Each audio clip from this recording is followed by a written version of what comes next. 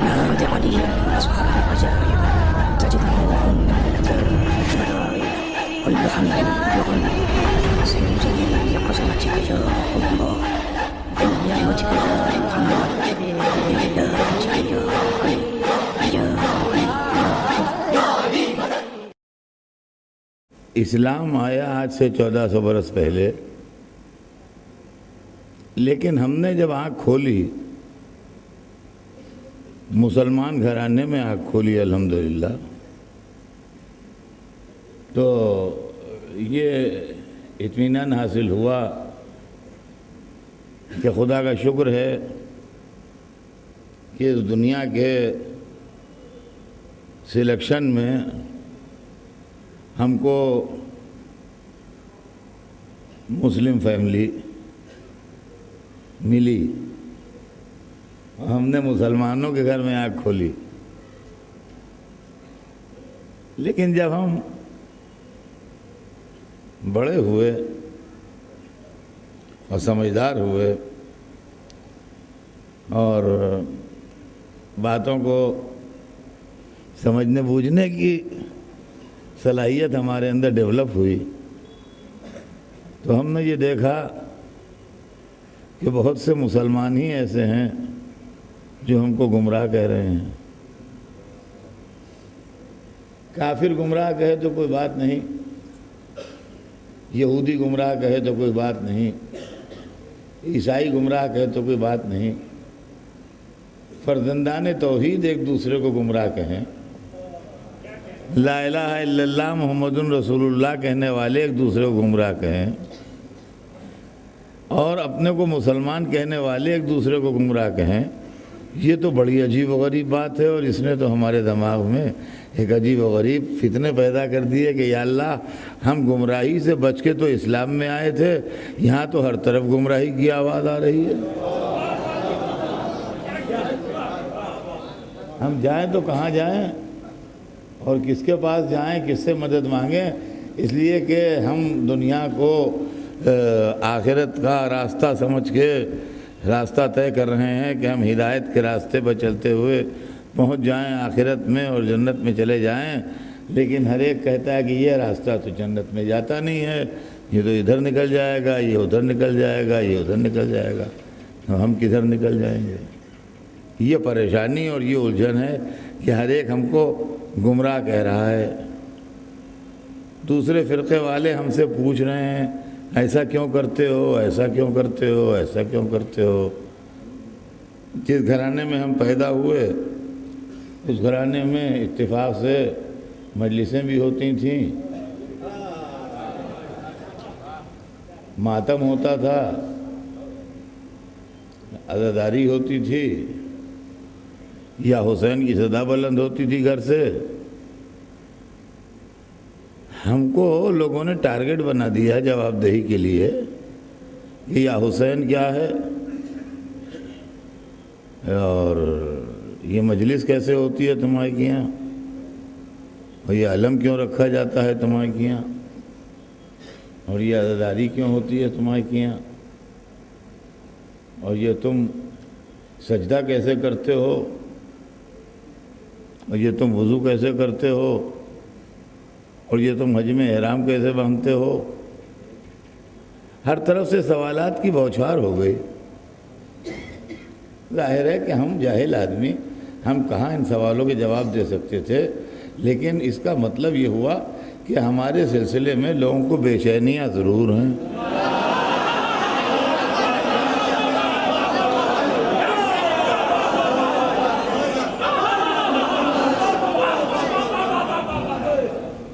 تو ہم نے یہ سوچا کہ پھر اب ہم یہ سوچیں کہ اس میں صحیح کیا ہے، غلط کیا ہے، کون سی بات صحیح ہے، کون سی بات غلط ہے. یہ بھی بزرگ ہیں، یہ بھی بزرگ ہیں، یہ بھی بزرگ ہیں، سب ہمارے بزرگ ہیں، سب ہمارے لیے محترم ہیں، سب ہمارے لیے قابل تعظیم ہیں. ہم راستے میں گزرتے ہوئے سب بزرگوں کو سلام کرتے ہیں. یہ ایک بات کہتا ہے، دوسرا دوسری بات کہتا ہے، تیسرا تیسری بات کہتا ہے، اور ایک سے دوسرے کی بات ملتی نہیں. اور جہاں تک ہم پوچھتے ہیں کہ آپ کو مذہب کیا ہے آپ کا؟ کہتے ہیں مسلمان ہیں، ہم مسلمان ہیں۔ تو سوال یہ جب مسلمان ہیں تو اختلاف کا ہے دیکھیے غور سے سنیے گا اس کو، جب مسلمان ہیں تو اختلاف کا ہے کہا کہ بھائی اختلاف یہ ہے کہ ہمیں تو اس طرح بتایا گیا ہے۔ ان سے پوچھا، انہوں نے کہا بھائی ہمیں اس طرح بتایا گیا ہے۔ ان سے پوچھا، انہوں نے کہا ہمیں اس طرح بتایا گیا ہے۔ ہم نے اپنے گھر میں آ کے پوچھا اپنے باپ سے، اپنے دادا سے، اپنے بزرگوں سے کہ یہ آپ نے ہمیں کیا تعلیم دی ہے جو ہر ایک ہم سے پوچھا کرتا ہے؟ تو ان کا بھائی ہمارے بزرگوں نے، ہمارے عالموں نے ہمیں اس طرح بتایا۔ تو جس سے پوچھا اس نے ایک ہی جواب دیا کہ ہمیں اس طرح بتایا گیا ہے۔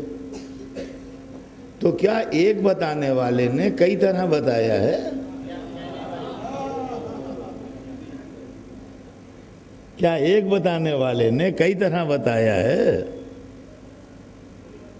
تو ان کا نہیں، یہ تو نہیں ہو سکتا، ایک بتانے والے نے تو ایک ہی طرح بتایا ہوگا۔ تو پھر یہ کئی طریقے کیوں ہو گئے؟ کہاں یہ عالموں کے اپنے اپنے انٹرپریٹیشن ہیں۔ تو معلوم ہوا جہنم میں ہم اسلام کی وجہ سے نہیں جائیں گے، مولویوں کے انٹرپریٹیشن۔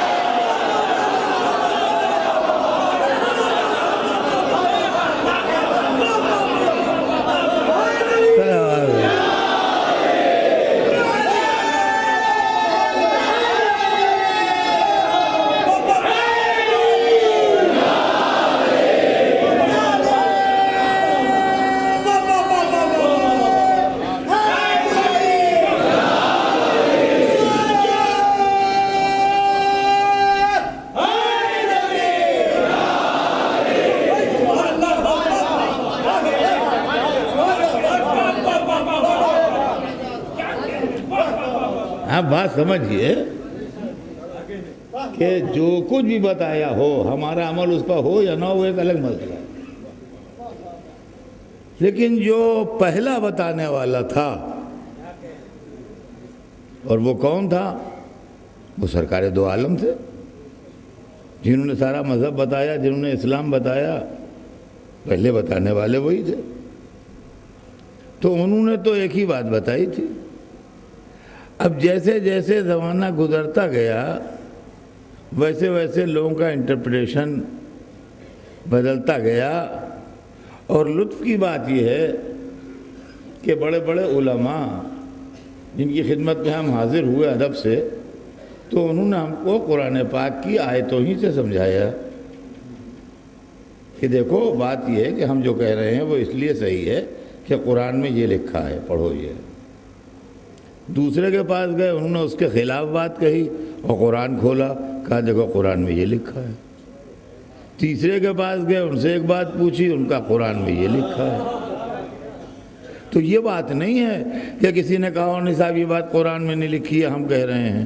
نہیں، جس نے حوالہ دیا قرآن کا حوالہ دیا، یا پھر حدیث کی موٹی موٹی کتابیں ان کے پاس رکھی ہیں، ظاہر عالم لوگ ہیں تو ان کے پاس موٹی موٹی کتابیں حدیثوں کی رکھی ہیں، سمجھے آپ؟ انہوں نے نکالی کوئی جناب موٹی سی کتاب اور اس کے اندر سے اس کو کھول کھال کے انہوں نے ایک جہاں پر ایک چیپٹر نکالا، قال رسول اللہ، حضور نے فرمایا، کہا دیکھو یہ حدیث کی کتاب ہے، یہ دیکھ لو، یہ جگہ چھپی ہے، یہ روایت ہے، اس لیے ہم یہ کہہ رہے ہیں۔ تو ہر ایک نے اللہ کا حوالہ دیا، ہر ایک نے رسول اللہ کا حوالہ دیا، اور باتیں الگ الگ ہو گئیں۔ تو جناب پرانی عقیدتوں کے زمانے گزر گئے، اب آدمی ریزننگ چاہتا ہے، اب آدمی ریئلسٹک ہو گیا ہے، اب آدمی سچائیوں کو ڈھونڈتا ہے ریسرچ کے ذریعے سے، اور اب پرانی باتوں پر آنکھیں بند کر کے یقین کرنے کو دل نہیں چاہتا ہے۔ سو ہم نے کہا کہ جب رسول نے ایک بات بتائی اور اللہ نے بھی ایک بات کہی، تو کیا ہم یہ مان لیں کہ قرآن میں کنٹراڈکشن ہے یا رسول کی حدیثوں میں کنٹراڈکشن ہے کہ جیسا آیا اس کو ویسی بتا دی؟ تو جب علماء کے پاس دوبارہ گئے ہم کہ سرکار یہ بتائیے کہ کیا قرآن میں کنٹراڈکشن ہے؟ کہیں گے معاذ اللہ قرآن میں کنٹراڈکشن کیسے ہو سکتا ہے؟ کیا تم نے یہ آیت نہیں پڑھی قرآن میں کہ اگر یہ قرآن اللہ کے علاوہ کسی اور کی طرف سے ہوتا تو تم اس میں اختلاف کثیر پاتے؟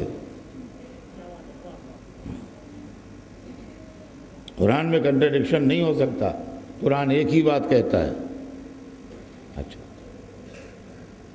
تو سرکار کیا رسول کے اقوال میں کنٹراڈکشن ہے، اختلاف ہے؟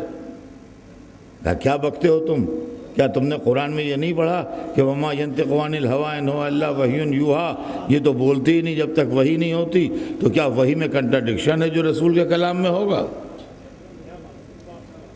تو نہ وحی میں اختلاف ہے، نہ قرآن میں اختلاف ہے، نہ خدا نے الگ الگ باتیں کہی ہیں، نہ رسول نے الگ الگ باتیں کہی ہیں۔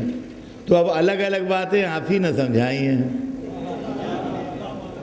تو اب ہم اس کو رونے کس کے پاس جائیں؟ دیکھیے غور فرمائیے گا آپ عزیزان گرامی، ہم اس کو رونے کس کے پاس جائیں یہ بتائیے۔ نیتا لوگوں کے پاس اس کا علاج نہیں ہے،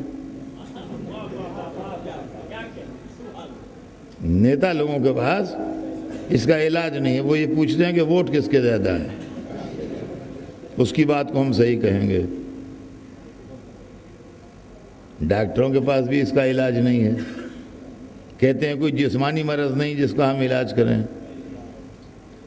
وکیلوں کے پاس بھی اس کا کوئی علاج نہیں ہے، وہ کہتے ہیں یہ کوئی قاعدے قانون کے اندر ہمارے اس میں نہیں آتا ہے، انڈین پینل کوڈ میں کہیں پہ اس کا ذکر نہیں ہے، لہذا ہم اس کو نہیں بتا سکتے۔ تو جائیں تو کس کے پاس جائیں؟ عالموں کے پاس جائیں، تو وہیں سے تو اختلاف لے کے آئے ہیں۔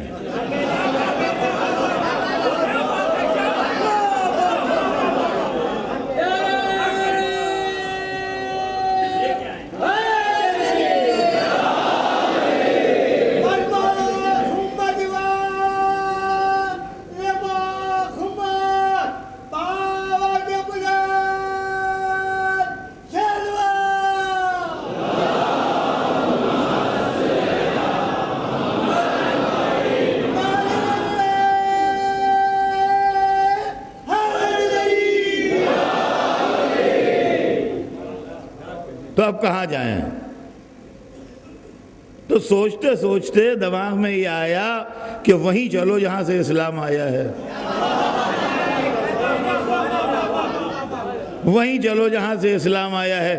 جس نے قرآن دیا ہے، جس نے فقہ دی ہے، جس نے واجب و حرام کے احکام دیے ہیں، جس نے شریعت بتائی ہے، وہی بتائے گا کہ جب اختلاف ہو تو کیا کرو۔ اور تو اب ہم سیدھے رسول اللہ کی خدمت میں حاضر ہوئے۔ ہم نے کہا یا رسول اللہ، ہم آپ کے امتی ہیں، آپ کے 1400 برس کے بعد پیدا ہوئے ہیں، بہت ٹھوکریں ہم نے کھائی ہیں، بہت عالموں کے پاس گئے ہیں، بہت فرقوں میں سر کھپایا ہے، ہم کو ایک اسلام چاہیے ہے، بہت سے اسلام نہیں چاہیے ہیں۔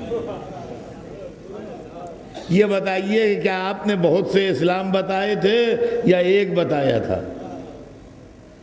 کہا میں نے تو ایک بتایا تھا۔ تو کہا بہت سے کیسے ہو گئے؟ کہا یہ لوگوں کی اپنی اپنی تعویلیں ہیں۔ اچھا، تو حضور ہم ان تعویلوں سے بچنا چاہتے ہیں، ہمیں راستہ بتائیے، ہمیں ایک اسلام کیسے ملے؟ کہا کہ میں نے بتا دیا تھا راستہ، لوگوں نے تمہیں بتایا نہیں۔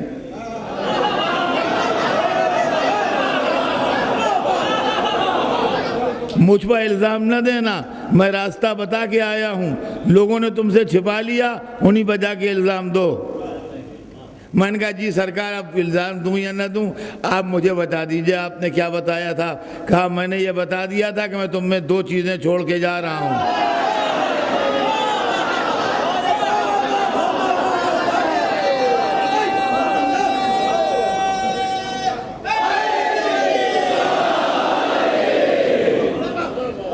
میں تم میں 2 چیزیں چھوڑ کے جا رہا ہوں، ایک اللہ کی کتاب ایک اپنے اہل بیت.